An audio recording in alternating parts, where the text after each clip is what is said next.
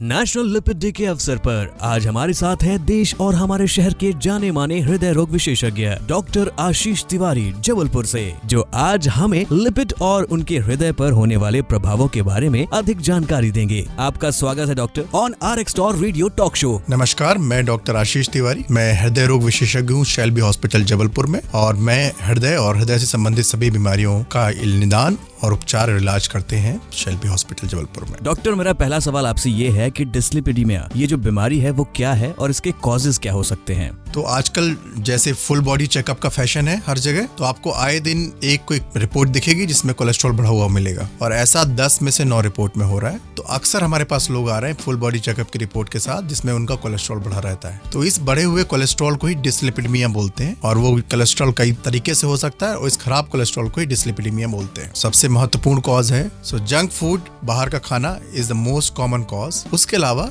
कम cause में diabetes से associated डिस्लिपिडीमिया, जो इसको शुगर की बीमारी बोलते हैं, और जेनेटिक और थायराइड और एसोसिएटेड बीमारियों के साथ कभी कभी डिस्लिपिडीमिया पाया जाता है। सबसे इंपॉर्टेंट क्या है? ओबेसिटी, जंक फूड और ये ट्रायड मेटाबॉलिक सिंड्रोम का जो कॉम्बिनेशन होता है, यही होता है। सबसे कॉमन यही है। Doctor, what are the normal blood cholesterol LDL and SDL levels? So LDL और SDL जो होता है साधारण शब्दों में बोले तो खराब कोलेस्ट्रॉल, और SDL जो होता है अच्छा कोलेस्ट्रॉल होता है। इसके लेवल मेरे ख्याल से हमको एक फिजिशियन डिपेंडेंट असेसमेंट होना चाहिए, एक डॉक्टर डिपेंडेंट असेसमेंट होना चाहिए, ना कि लैब डिपेंडेंट असेसमेंट होना चाहिए। वही LDL एक नॉर्मल व्यक्ति में एक 100 मिलीग्राम % का लेवल एक नॉर्मल व्यक्ति में हो सकता है एक्सेप्टेबल हो। एक जो व्यक्ति जो हार्ट का पेशेंट है, जो डायबिटीज का पेशेंट है, जिसको कई बार बीमारी हो चुकी, हार्ट अटैक आ चुका है, तो उसके लिए वो नॉर्मल नहीं हो सकता। तो साधारण वैल्यू या नॉर्मल वैल्यू कोलेस्ट्रॉल की हर व्यक्ति के लिए अलग अलग होती है। इस बात पर निर्भर करता है कि वो एक उसके साथ में और कौन सी बीमारियां उसके साथ जुड़ी हुई है। तो इस बात का असेसमेंट करने के लिए हमेशा अपने एक फिजिशियन का सलाह लें और उनसे पूछें कि ये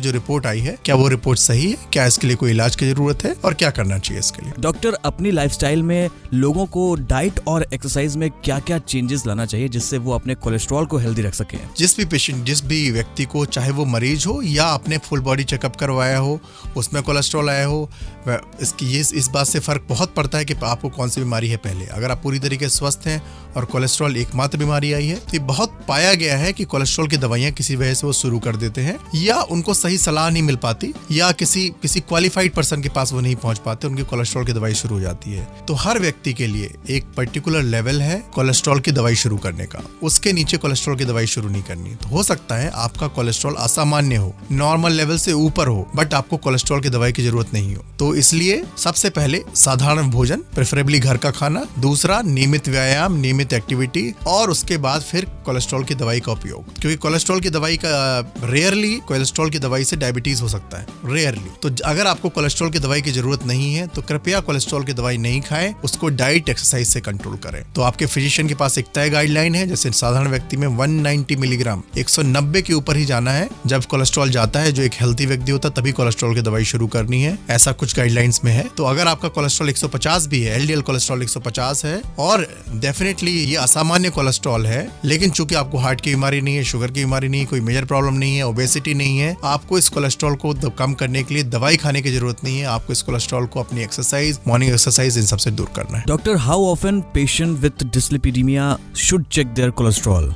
तो कोलेस्ट्रॉल चेक करने के लिए ब्लड टेस्ट होता है। तो आजकल कई तरीके के ब्लड टेस्ट अवेलेबल है, और कई तरीके के ब्लड टेस्ट में स्पॉट टेस्ट भी आता है, लैब टेस्ट भी आता है, फास्टिंग टेस्ट भी है, नॉन फास्टिंग टेस्ट भी है। तो कब आपको फास्टिंग लिपिड प्रोफाइल कराना है, कब नॉन फास्टिंग लिपिड प्रोफाइल को, उसके सेपरेट क्राइटेरिया है। अगर किसी को केवल LDL की बीमारी है तो फास्टिंग कराने की जरूरत है। LDL पे फास्टिंग का या खाली पेट का कोई फर्क नहीं पड़ता। तो अलग अलग तरीके से आप चेक कर सकते हैं, और most of the lab reliable है, बट लिपिड प्रोफाइल के लिए, बाकी सारे इन्वेस्टिगेशन के लिए, लेकिन कोलेस्ट्रॉल की जांच के लिए lab has to be very very reliable. बाकी सारे टेस्ट के लिए lab 90% lab are very good, but cholesterol की जांच के लिए केवल 20 से 30% लैब ऐसी होती हैं जो रिलायबल होती हैं। Doctor, what are the common classes of drugs used for treatment of dyslipidemia and how are they? कई क्लास ऑफ ड्रग्स हैं, स्टैटिन है, एस्टेमेब है, और नई नई ड्रग्स ड्रग्स हैं, लेकिन किस क्लास ऑफ ड्रग को किस मरीज में स्टार्ट करना है, ये सारी ड्रग उसकी बीमारी पे डिपेंड करता है। और बहुत सारी दवाएं, और ऐसा आज की डेट में ऐसा कोई भी कोलेस्ट्रॉल नहीं है जिसको दवाइयों से कंट्रोल ना किया जा सके। बस उसको सही तरीके से लेना होता है, नियमित अंतराल में फॉलो करना होता है, अपने फिजिशियन की